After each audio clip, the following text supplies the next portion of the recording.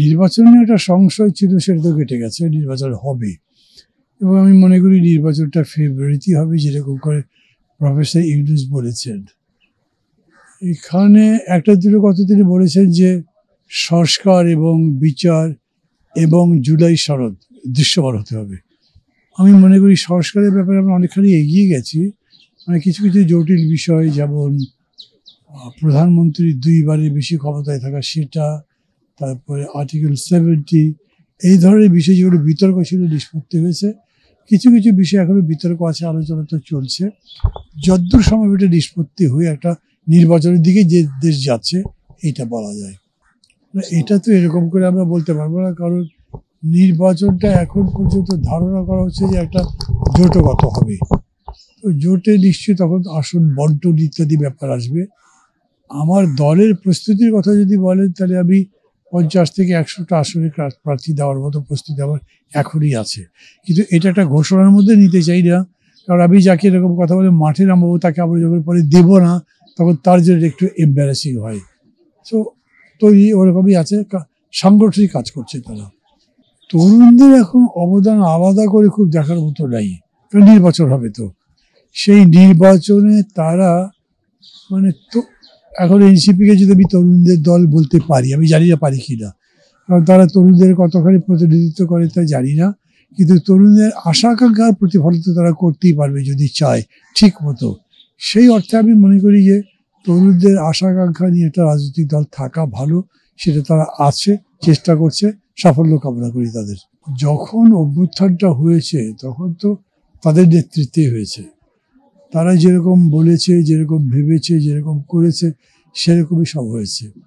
কিন্তু হয় কি, অভ্যুত্থানের সময় তো সবাই, এটা ছাত্র গণঅভ্যুত্থান, জনতাও ছিল।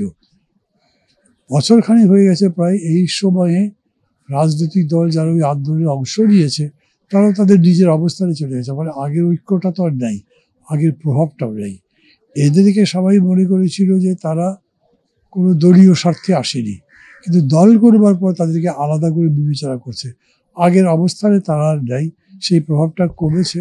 রাজনীতি করে কতখানি জিতে আসতে পারবে সেটা দেখবার সময় হয়নি এখনো। আমাদের প্রত্যাশা তো, আমি কিন্তু প্রধানত মনে করি একটা ভালো নির্বাচন করা দরকার। আমি এইটা জানি না কতটা ভালো নির্বাচন তারা করতে পারবে, কিন্তু চেষ্টা করছে। কিছু কিছু কাজ তারা করেছে, অ্যাপ্রিসিয়েট করা যায়। আর বাকিটা তো ভবিষ্যতের জন্য রেখে দিচ্ছে। প্রক্রিয়াটা শুরু হয়েছে, সেই অর্থে এটা ভালো। এখন প্রশাসন যেইভাবে আছে তাতে লেভেল প্লেইং ফিল্ড নেই, পুলিশ ঠিক হয়নি, বিউরোক্রেসি ঠিক হয়নি, ইলেকশন কমিশন রিস্ট্রাকচার করা হয়নি, সংশয় একটা থেকেই গেছে। কিন্তু তারা যে খুব শিগগিরই কিছু করতে পারবে তাও আমি দেখছি না। দেখা যাক। তারা অন্যায় গায়ে জোরে করেছে, ওনারা এগুলো তো প্রমাণও করতে পারেনি, যে জন্য এখন উনি সম্পূর্ণভাবে মানে এগুলো থেকে খালাস হয়ে গেছে। তার যে সততা, দুর্নীতি করেননি, এটা প্রমাণিত হয়েছে, সত্যের বিজয় হয়েছে। এটা আমি কিন্তু বলেছি ইতিমধ্যে, এটা বিশ্বের বুকে আমাদের ধারণা নষ্ট করে দিয়েছে। আমরা তো বেয়াদব জাতি নই, আমরা অসভ্য জাতি নই। যেভাবে তাকে মারা হয়েছে রাস্তার মধ্যে, এইটা কোনো সংস্কৃতির মধ্যে পড়ে না, সভ্যতার মধ্যে পড়ে না। তাকে গ্রেপ্তার করেছেন, তার দোষ আছে তো মামলা করছেন, বিচার করে শাস্তি দেন, সমস্যা তো নাই। সেইটা না করে যেটা করা হয়েছে, এইটা আমাদের কোনো রকম অনুমোদনের কাছেই যাবে না।